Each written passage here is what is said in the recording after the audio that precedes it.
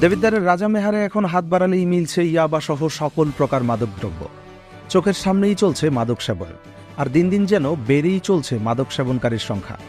মাদকের ভয়াবহ ছোবলে একদল যুবক যখন ধ্বংসের দ্বার প্রান্তে, ঠিক তখনই সমাজকে মাদক মুক্ত করতে এগিয়ে আসলেন রাজা মেহার তরুণ উন্নয়ন সংঘ নামের একটি সংগঠন।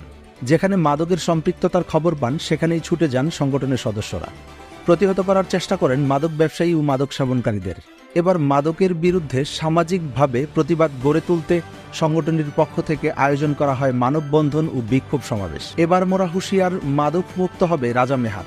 এই স্লোগানকে সামনে রেখে বৃহস্পতিবার সকাল 11টায় জাপান প্রবাসী সুলতান আহমেদের উদ্যোগে রাজা মেহার স্কুল অ্যান্ড কলেজ মাঠে মাদক সেবনকারী, মাদক সরবরাহকারী ও আশ্রয়দাতাদের সতর্কীকরণ এই মাদক বিরোধী মানববন্ধনের আয়োজন করেন রাজা মেহার তরুণ উন্নয়ন সংঘ।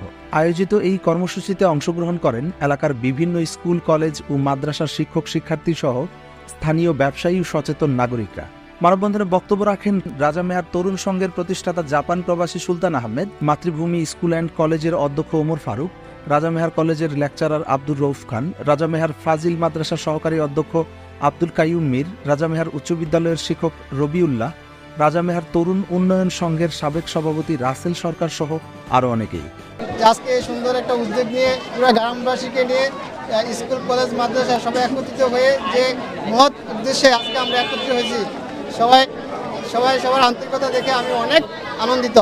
তাই আমি বলবো সবাই যেন রাজামের গ্রাম এবং রাজামের ইউনিয়নকে, আমাদের দেশটাকে ভালো রাখার জন্য যে যার জায়গা থেকে, প্রত্যেকের জায়গা থেকে যে পারে এই মাদকের বিরোধিতা করার জন্য সহযোগিতা যেন করে। মাদকে আমার রাজামের ইউনিয়নের 1 লক্ষ লোককে নষ্ট করে দিতে পারে। তার মধ্যে কোনো ভালো চিন্তা থাকে না, তার খাওয়া দাওয়ার কোনো খেয়াল থাকে না, সমাজের কোনো খেয়াল থাকে না এবং দেশের কোনো ভালো কাজে তার মন থাকে না। আমি আশা করি এই তরুণ উন্নয়ন সংঘের এই উদ্যোগটি যেন যে কোনো কাজে, যে কোনো দুর্নীতিমূলক কাজে তারা সজাগ থাকে, সচেতন থাকে, তাদের উসিলায় যেতে হবে।